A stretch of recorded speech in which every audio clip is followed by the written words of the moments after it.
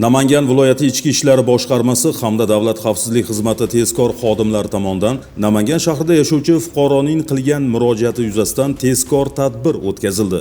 Ma'lum bo'lishicha, arizachi bir necha oy oldin bir fuqarodan 950 AQSh dollari olgan. Biroq hozirda u shaxslar olgan mablag'ini sun'iy ravishda oshirib 1350 AQSh dollari miqdorida qaytarishni talab qilayotganliklarini, agarda aytilgan miqdordagi mablag'ini bermasa, unga tegishli bo'lgan shaxsiy hayotiga oid video tasvirlarni ijtimoiy tarmoqlarda tarqatish bilan qo'rqitib kelganlar. Murojaat asosida xodimlar tomonidan tezkor tadbir tashkil etildi. Tadbir davomida gumonlanuvchilar maxsus ishlov berilgan 1300 AQSh dollari hamda 250 ming so'm pul mablag'ini Namangan shahri Quvonch mahallasi hududida murojaatchidan olgan vaqtlarda ashyoviy dalillar bilan qo'lga olindilar.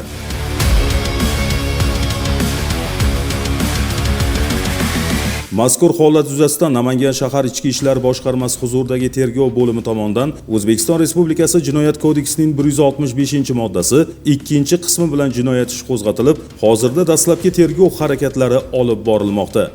Eslatib o'tamiz, har qanday tovlamachilik, qo'rqitish yoki shaxsiy ma'lumotlarni tarqatish bilan bog'liq noqonuniy talablarga duch kelsangiz, tahdid yoki bosim orqali pul va boshqa mulkiy manfaatlar talab qilinsa, bu haqda zudlik bilan huquqni muhofaza qiluvchi organlarga murojaat qiling.